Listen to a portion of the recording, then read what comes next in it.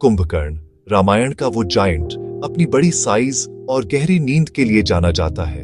वो रावण का छोटा भाई था, आर्षि विश्ववा और राक्षसी कैकेसी का बेटा, इसलिए उसमें देव और दानव दोनों के गुण थे।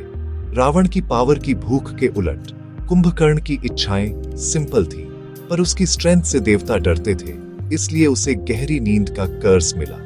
अपनी डरावनी शक्ल के बावजूद उसका दिमाग क्लियर था और उसे सही गलत की पहचान थी।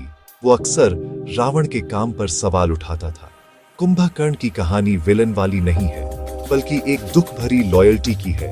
वो अपने भाई के फर्ज से बंधा था, भले ही वो जानता था कि ये गलत है। कुंभकर्ण की सबसे बड़ी पावर ही उसका कर्स भी थी। हर एक दिन जगा रहने के बदले 6 महीने की नींद ये देवताओं की चालाकी से मिले वरदान की वजह से था। जब वो जागता था तो वो एक फोर्स ऑफ नेचर था, उसे कोई हरा नहीं सकता था। वो ऐसे हथियार उठाता था जो कोई और नहीं उठा सकता था और पूरी सेनाओं को डरा देता था। फिर भी उसकी समझदारी उसकी ताकत के बराबर थी। उसने रावण को सीता का अपहरण न करने की सलाह दी थी और बताया था कि इससे क्या बुरा होगा। उसकी सलाह के बावजूद अपने भाई के प्रति लॉयल्टी उसके जजमेंट पर भारी पड़ गई। कुंभकर्ण की ट्रेजेडी इसी कॉन्फ्लिक्ट में है। उसकी मॉरल क्लैरिटी पर अटूट पारिवारिक फर्ज भारी पड़ गया। वो चापलूसों से भरी सभा में एक समझदार आवाज था, लेकिन आखिर में उसने एक ऐसे मकसद के लिए लड़ाई लड़ी जिसमें वो खुद विश्वास नहीं करता था।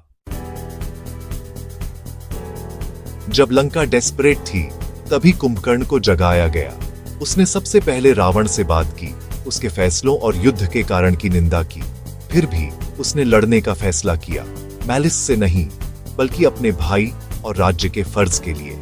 युद्ध के मैदान में उसे कोई रोक नहीं सकता था। उसने राम की सेना को बहुत नुकसान पहुंचाया और लड़ाई का रुख लगभग बदल ही दिया था। केवल राम ही उससे लड़ सकते थे और उनकी एपिक लड़ाई कुंभकर्ण के गिरने के साथ खत्म हुई। उसकी मौत सिर्फ लंका के लिए नुकसान नहीं थी, बल्कि एक ऐसे योद्धा का दुखद अंत था जो कॉन्शियंस और लॉयल्टी के बीच फंसा था। कुंभकर्ण का भाग्य फर्ज को राइटसनेस पर चुनने की कीमत का एक पावरफुल रिमाइंडर है। कुंभकर्ण का जीवन सिखाता है कि लॉयल्टी जब गलत जगह पर हो तो बर्बादी ला सकती है, भले ही वो इंसान कितना भी समझदार और ताकतवर क्यों न हो। उसने सही गलत पहचाना, लेकिन अपने भाई के अधर्म का विरोध करने का रिजॉल्व उसमें नहीं था।